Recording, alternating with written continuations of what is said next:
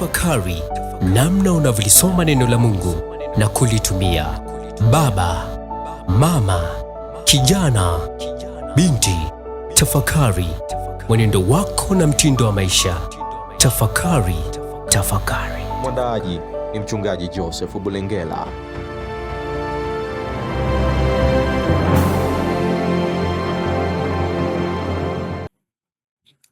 Mada yetu ya leo katika Tafakari Poa TV ni hii ifuatayo. Je, utaweza kunyoosha yaliyopotoka? Kilichopotoka hakiwezi kunyooshwa. Tafakari vema kazi yake Mungu, kwa sababu ni nani awezaye kunyoosha kitu kile alichokipotosha yeye? Mhubiri 1 fungu la 15 na 7 fungu la 15. Tunaishi katika dunia iliyopotoka kiasi kwamba hata kwa juhudi zetu makini hatuwezi kuinyosha. Kuna matatizo yasiyoweza kutatulika. Kuna mambo tunayochukua kama binadamu kwa ujuzi wetu wote tulio nao, hatuna data za kuyachanganua na kutupatia majibu yake. Tukitumia muda wetu na nguvu zetu kujaribu kukinyosha, hatutabakiwa na nguvu za kuishi. Yaani, kwa kutumia kile tulicho nacho tutaishiwa bila kufikia utatuzi. Kwa nini? Hatuko kama Mungu. Malighafi zetu zina ukomo. Maarifa yetu hayawezi kutoa maelekezo kwa kila kitu. Mtu au jamii inaweza kujaribu kutoa maelezo juu ya kilicho sahihi ama kisicho sahihi. Kwa mfano, mtu anashughulika hivyo ili kupata uhuru. Mfano, uhalali wa kuwa na uraia pacha, kuwa na ndoa ya wake wengi, ndoa ya jinsia moja, au kubadili jinsi, japo hayo hayabadili mpango wa Mungu wa asili. Naam, yanaishia tu kwenye mateso na kuchanganyikiwa kiroho. Watu wanaweza kujibadili au kujiongeza kwa njia zozote zile, kupasuliwa ili kubadilisha utambulisho kulingana na viwango vya dunia vya uzuri au kukubalika. Mabadiliko ya nje hayawezi kuinyosha hali ya ndani ya mvunjiko. Sulemani anakazia kuwa hatuwezi kusahihisha matokeo ya dhambi bila kushughulikia mzizi wake, yaani wa kujitenga na Mungu. Ubora wa maisha hautokani na viwango vya dunia. Viwango vyetu vya dunia hivi kama vile falsafa, siasa, itikadi, riwaya au dini fulani, bali kutokana na kuisikiliza hekima ya Mungu katika shule yake.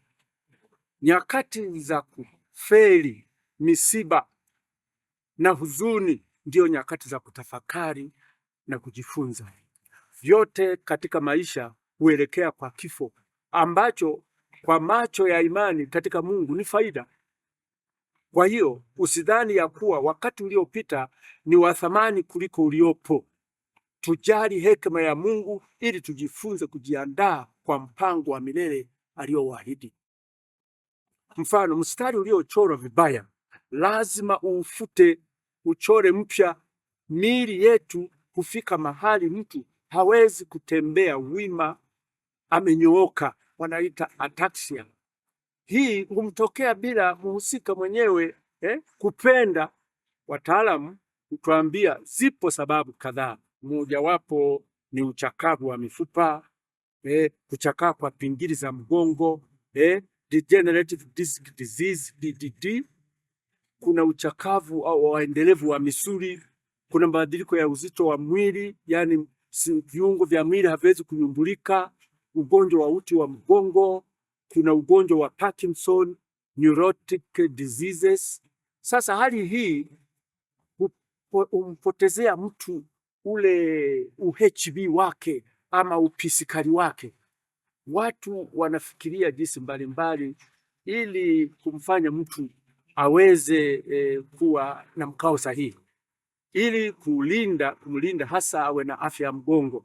Kwa mfano tunaweza kumwona huyu mama ambaye wahusika wameona ajaribu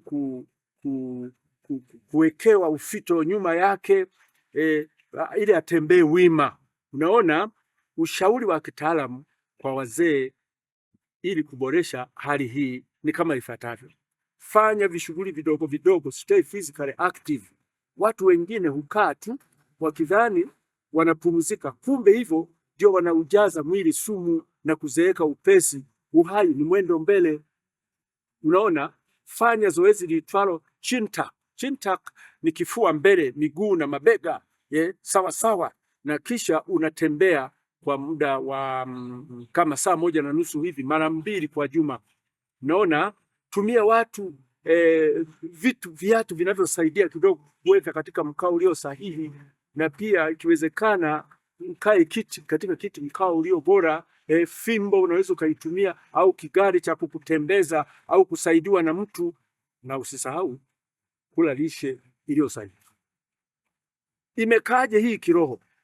Juhudi za kibinadamu haziwezi kurekebisha hali ya ndani, yaani tabia na maadili yaliyoanguka duniani.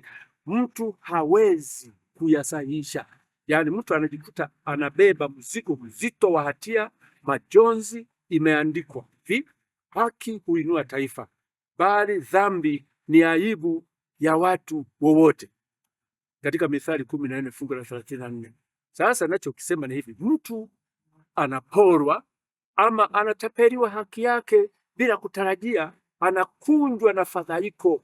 Ijapokuwa kuna mahakama, lakini kama unavyojua basi jitihada za kutengeneza dunia hii ni sawa, yani haiwezekani sawa na mtu aliyefungiwa ufito nyuma ya mgongo ili atembee wima. Unaona, nasema hivi, si rahisi kuikausha bahari ya uozo ya maadili katika dunia yetu kwa njia zetu. Watu kwa kudhani uthamani wa mtu unatokana na muonekano wa nje, hivyo huficha uhalisia wa nafsi, aibu yao kubwa kwa kujipamba nje. Umeona, huishi kwa kujifanya kwingi, naam, nako si dawa.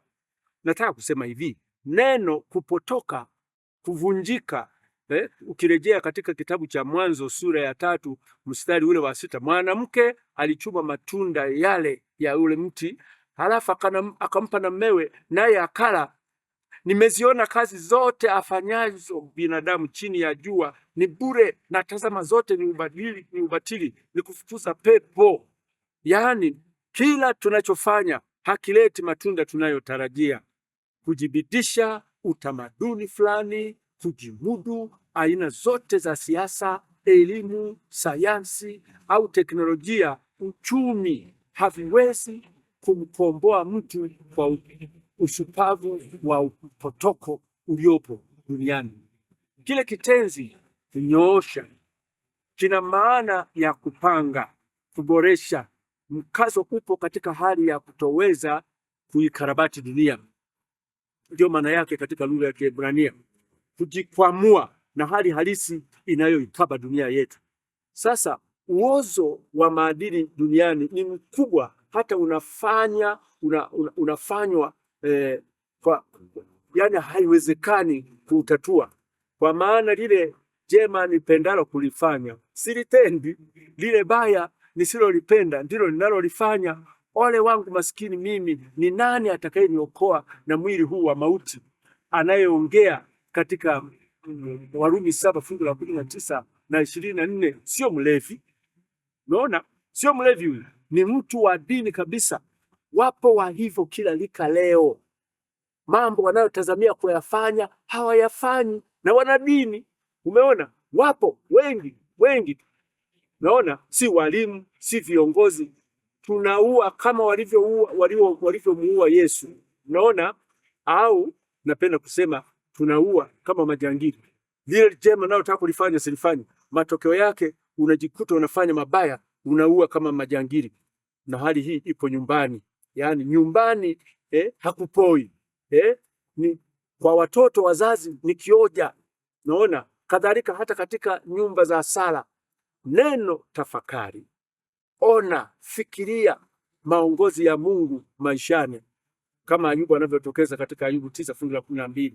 Sulemani anaeleza uzoefu wa maisha angukoni na magumu yake, maajabu, majaribu mengi ambayo tunayapata katika umri wote. Kadiri umri unavyokwenda, mtu mwingine hana mchumba, mwingine hapati kibarua, mwingine hapati ajira, mwingine ameoa, amezaa ndio, lakini hana mahusiano, ana mafarakano niseme na mke na watoto.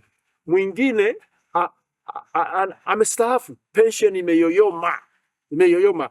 Kila mmoja ana msalaba wake, kwa mfano wa Ibrahimu. Naona mwingine kama Samson ameitwa, lakini mambo hayaendi. Unaona, sasa hiyo ndiyo picha halisi chini ya jua. Hakuna usawia, naona hakuna hekima. Dhambi ilipotosha uumbaji, ikaupindisha kupitiliza. Ninasema upotofu ulikofikia hakuna wa kuusahihisha. Ubadhirifu, rushwa zimetinga kila mahali, na matokeo yake ni zaidi ya ulemavu wa mwili. Naam, hakuna haki, hakuna usawa, ni majonzi, dhuluma, joto au baridi kupitiliza. Kila taifa leo lina changamoto zake. Kipondo cha adui sawasawa na silaha ya supersonic. Dawa ni ipi?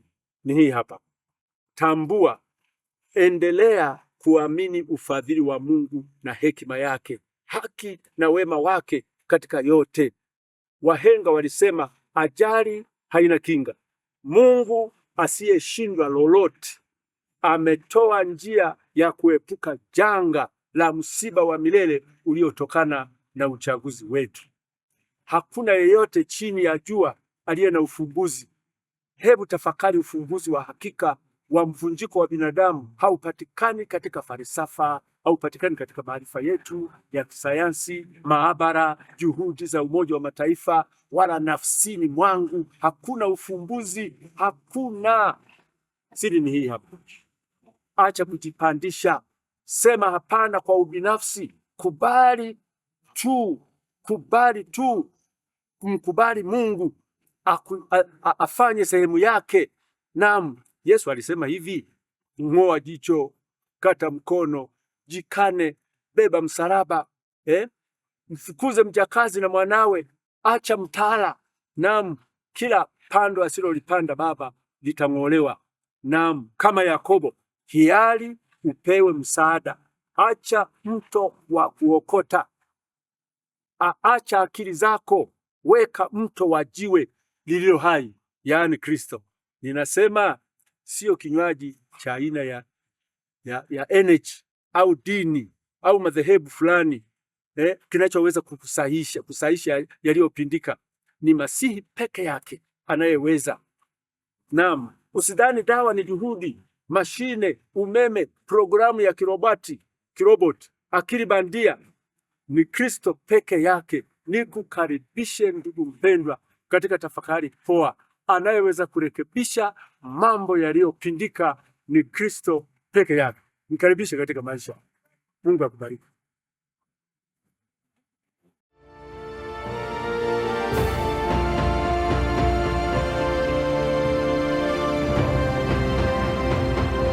Tafakari namna unavyolisoma neno la Mungu na kulitumia. Baba, mama, kijana, binti, tafakari mwenendo wako na mtindo wa maisha. Tafakari. Mwandaaji ni Mchungaji Joseph Bulengela.